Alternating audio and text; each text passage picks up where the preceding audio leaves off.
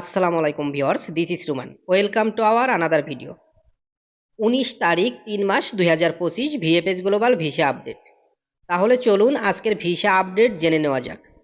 আজকে total passport return হয়েছে ৬০টি এবং টোটাল পাসপোর্ট রিজেক্ট হয়েছে ১৬টি। রিটার্ন পাসপোর্ট পুনরায় সাবমিট হয়েছে ১৩টি। আজকে ফ্যামিলি ভিসা হয়েছে ২২টি। এগ্রিকালচার ভিসা হয়েছে ১৯টি। স্পন্সর ভিসা হয়েছে ৫টি। ডোমেস্টিক ভিসা হয়েছে ৩টি। ট্যুরিস্ট ভিসা হয়েছে ১টি। বিজনেস ভিসা হয়েছে ১টি। স্টুডেন্ট ভিসা একটিও হয়নি।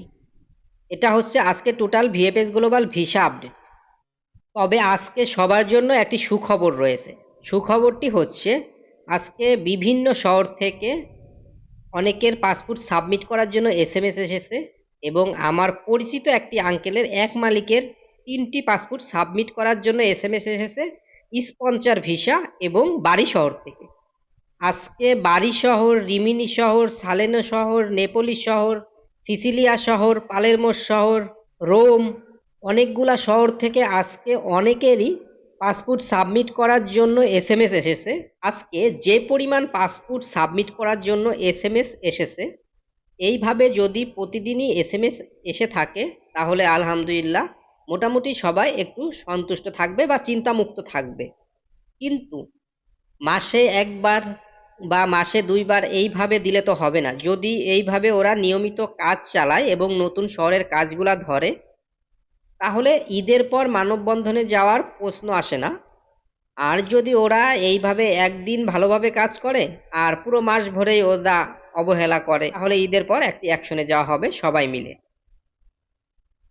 আর সবাইকেই বলবো প্রতিদিন একবার রাতে আপনারা আপনাদের নুলুস্তাটা চেক দেবেন। কিভাবে চেক দিতে হয় অনেকেই জানে না। যারা জানে তারা তো ঠিক আছে, আর যারা জানে না তাদের জন্য আমি কিভাবে চেক দিতে হয় আমি আপনাদেরকে দেখিয়ে দিচ্ছি। প্রথমে আপনাদেরকে চলে যেতে হবে ভিএফএস গ্লোবালের অফিসিয়াল সাইডে। নিচেই ক্লিক হেয়ারে টাচ করার পর চলে আসবে এমন একটি পেজ। উপরে আপনারা রেফারেন্স নাম্বারটি বসিয়ে দিবেন। আমি এখন বসিয়ে দেব। কপি করা ছিল, পেস্ট করে দিলাম। নিচে আপনার নিক নেম আমি বসিয়ে দিলাম।